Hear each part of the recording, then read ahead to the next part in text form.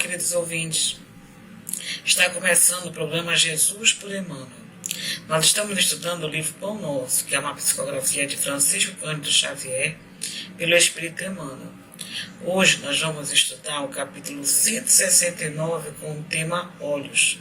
Eu sou Patrícia Rosa e farei o estudo com vocês. Então vamos começar lendo o capítulo. E na epígrafe desse capítulo nós encontramos: eles têm os olhos cheios de adultério. Isso está em Pedro, capítulo 2, versículo 14. Olhos cheios de adultério constituem rebelde enfermidade em nossas lutas evolutivas. Raros homens se utilizam dos olhos por lâmpadas abençoadas e poucos os empregam como instrumentos vivos de trabalho santificante na vigília necessária. A maioria das criaturas trata de aproveitá-los à frente de quaisquer paisagens na identificação do que possuem de pior. Homens comuns, habitualmente, pousam os olhos em determinada situação apenas para fixar os ângulos mais apreciáveis aos interesses inferiores que lhes dizem respeito. Se atravessam um campo, não lhe anotam a função benemérita nos quadros da vida coletiva, e sim a possibilidade de lucros pessoais e imediatos que lhes possam oferecer. Se enxergam a irmã afetuosa de jornada humana que segue não longe deles, premeditam quase sempre a organização de laços menos dignos. Se encontram companheiro nos lugares em que atendem a objetivos inferiores, não os reconhecem como possíveis portadores de ideias elevadas, porém, como concorrentes aos seus propósitos menos felizes. Ouçamos o brado de alarme de Simão Pedro, esquecendo o hábito de analisar com o mal. Ora, os otimistas saberão extrair motivos sublimes de ensinamento nas mais diversas situações do caminho em que prosseguem. Ninguém invoca a necessidade de vigilância para justificar as manifestações de malícia. O homem cristianizado e prudente sabe contemplar os problemas de si mesmo, contudo, nunca enxerga o mal onde o mal ainda não existe. Este é o nosso capítulo. E nós vamos agora então tentar entender do que ele fala, né? O tema é olhos. Então, os olhos são a lâmpada do corpo, a candeia do corpo. Né? E isso está em Mateus, capítulo 6, versículo 22 a 23, onde ele diz: portanto, se teus olhos forem bons, teu corpo será pleno de luz. Porém, se teus olhos forem maus, todo o teu corpo estará em absoluta escuridão. Por isso, se a luz que está em ti são trevas, quão tremendas são essas trevas.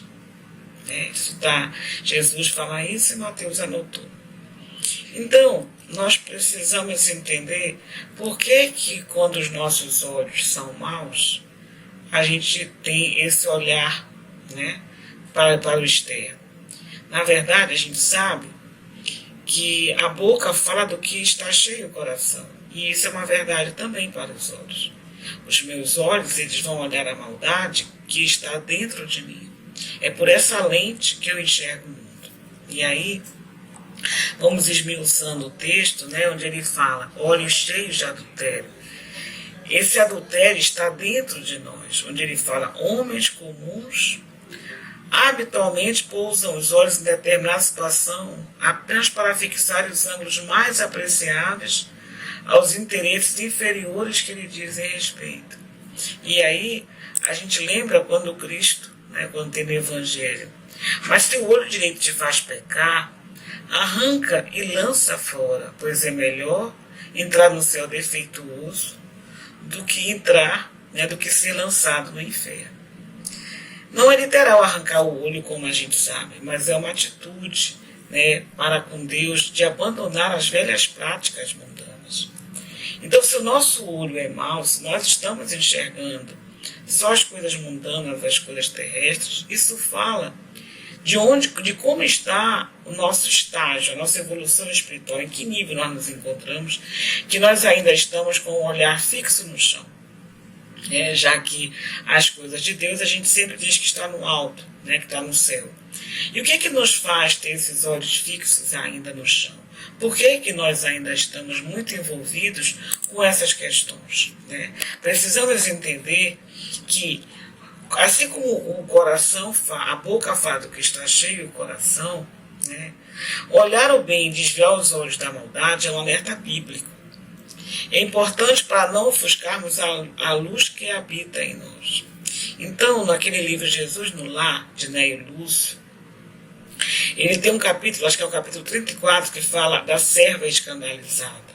Ela queria alçar voos maiores e por isso foi a um anjo, né, pedir para que ela pudesse estar em locais onde ela pudesse ser útil para as pessoas que estivessem em perigo, que estivessem necessitando dela. Como muitas vezes em nossas orações a gente pede, né, quando a gente vai dormir, que a gente possa ser um instrumento de luz, né, de consolo, de socorro. E muitas vezes somos usados pela espiritualidade para socorrer nossos irmãos enquanto dormimos. Mas o espírito, como nós sabemos, não dorme, o que dorme é o nosso corpo físico. Então ela esteve em diversas situações, né? Mas em todos os lugares que ela estava, ela via o escândalo, daí o termo, serva escandalizada. Ela nunca podia ajudar porque, por exemplo, ela chegou num prostíbulo, né, para ajudar uma criança que lá estava passando mal. Mas os olhos dela, ao invés de se fixarem na criança, se fixaram nos quadros de luxúria que ela presenciou.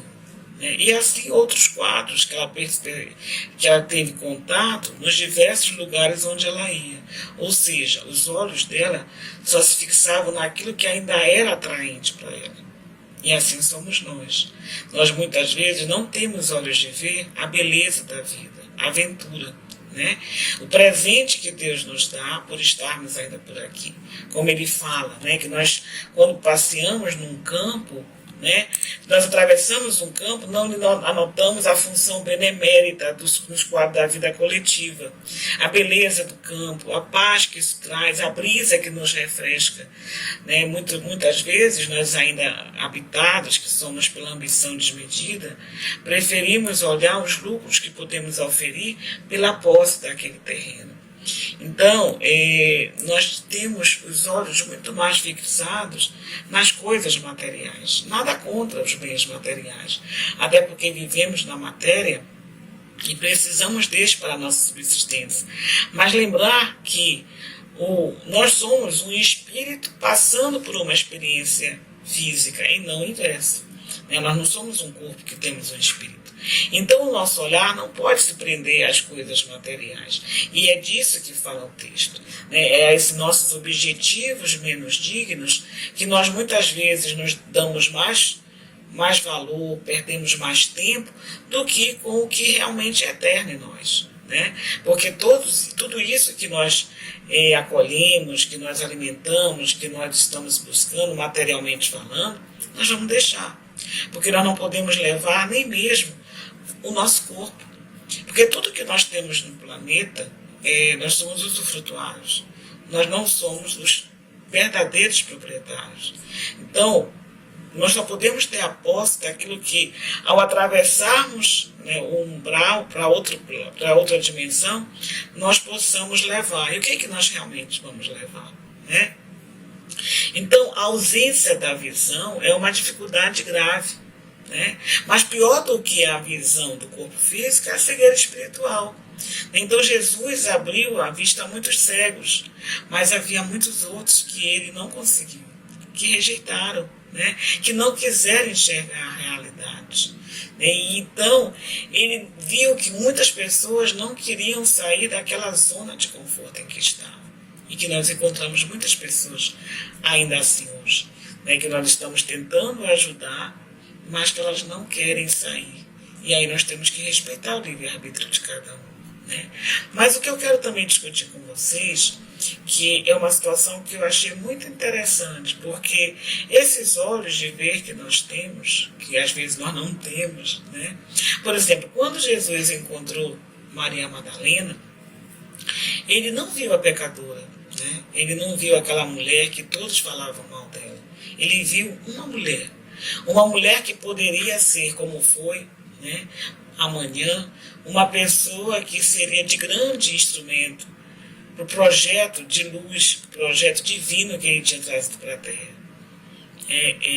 Quando nós enxergamos as pessoas, nós temos que olhar com os olhos de Jesus, ainda que elas sejam pessoas de mais vida, porque muitas vezes nós somos os instrumentos que Jesus confiou para clarear a visão daquela pessoa, para que ela possa perceber que o caminho que ela está vivendo, que ela está traçando, não é o melhor caminho. E nós vamos levar essa palavra, né, esse esclarecimento, como Jesus fez com essa mulher, como ele fez também com aquela mulher que ele encontrou na beira do poço de Jacó, né? Que ele conversou com ela e que mudou radicalmente a vida dela. E quantas pessoas nós podemos mudar a vida, né?